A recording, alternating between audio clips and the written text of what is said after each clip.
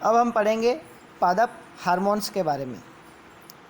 पादप हार्मोन वे रासायनिक पदार्थ होते हैं जो पौधों की वृद्धि, विकास एवं अनुक्रिया का समन्वय करते हैं। ऑक्सिन हार्मोन यह शाखाओं के अग्रभाग पर बनता है, कोशिका की लंबाई में वृद्धि करता है और प्रकाश अनुवर्तन में सहायक होता है। जिब्रेलिन हार्मोन यह हार्मोन तने की वृद्धि में सहायता होता है। साइटोकाइनिन हार्मोन यह हार्मोन कोशिका विभाजन को तेज करता है, जिससे फल और बीज में अधिक मात्रा में यह पाया जाता है। एब्सिसिक अम्ल यह हार्मोन वृद्धि को रोकने का कार्य करता है। इस हार्मोन से पत्तियां मुरझा जाती है, इसे तनाव हार्मोन भी कहा जाता है। अब हम पढ़ते हैं जंतुओं के अंदर हार्मोन। जंतुओं में अंतःस्रावी ग्रंथियों के द्वारा रासायनिक पदार्थों के स्राव को हार्मोन कहते हैं, जो विकास और वृद्धि का समन्वय करते हैं। थायराइड ग्रंथि के द्वारा थायरोक्सिन हार्मोन स्रावित किया जाता है। थायरोक्सिन हार्मोन की कमी से गलगंड रोग, घेंगा रोग या गाइटर रोग हो जाता है, जिसमें गला सूजकर या फूलकर लटक जाता है। इसे दूर करने के लिए डॉक्टर आयोडीन युक्त नमक का सेवन करने की सलाह देते हैं। पीयूष ग्रंथि से पिट्यूटराइन हार्मोन स्रावित होता है। पीयूष ग्रंथि को मास्टर ग्रंथि भी कहते हैं। इस हार्मोन की अधिकता से व्यक्ति की लंबाई में बहुत अधिक वृद्धि हो जाती है और व्यक्ति दानव के समान दिखाई देने लगता है, और इस हार्मोन की कमी से व्यक्ति बौना रह जाता है।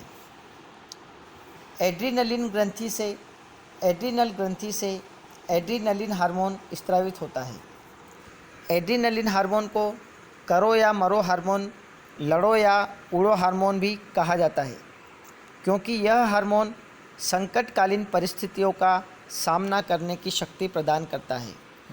जैसे हम उदाहरण के रूप में अगर देखें तो किसी घर में अगर अचानक आग लग जाती है तो बहुत सारे व्यक्ति बाहर खड़े हुए उसको बुझाने का प्रयास करते हैं, लेकिन अचानक कोई व्यक्ति आता है और वह उस अग्नि वाले मकान में प्रवेश कर जाता है और वहाँ से जिसको बचाना होता है उसको बचाकर लेकर आ जाता है। तो इस समय उसके शरीर में एड्रीनलिन हार्मोन का स्राव बहुत अधिक हुआ, जिसने संकट काल में उसको सहायता प्रदान करी। अग्नाशय ग्रंथि से इंसुलिन हार्मोन स्रावित होता है। इंसुलिन हार्मोन की बीटा कोशिकाओं से यह हार्मोन अग्नाशय की बीटा कोशिकाओं से स्रावित होता है। इंसुलिन की कमी से मधुमेह रोग हो जाता है, जिसको शुगर या डायबिटीज़ कहा जाता है। यह हार्मोन रक्त में शर्करा की मात्रा को नियंत्रित करता है। नर जनन ग्रंथि, जिसको वृषण कहते हैं, उससे टेस्टोस्टेरोन हार्मोन स्रावित होता है, जो नर में गौण लैंगिक लक्षणों का विकास करता है। वहीं अंडाशय को मादा जनन ग्रंथि कहते हैं, जिससे एस्ट्रोजन और प्रोजेस्टेरोन हार्मोन स्रावित होते हैं, जो मादा में गौण लैंगिक लक्षणों का विकास करते हैं।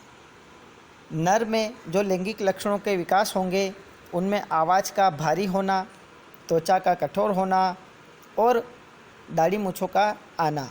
वहीं मादाओं में मतलब लड़कियों में जो परिवर्तन होंगे इन हार्मोन के प्रभाव से, उसमें उनकी आवाज़ का पतली होना, त्वचा का कोमल होना, स्तनों का विकास होना और इसके अलावा उनमें मासिक चक्र या ऋतुस्राव का प्रारंभ होना इन हार्मोनों के प्रभाव से होते हैं।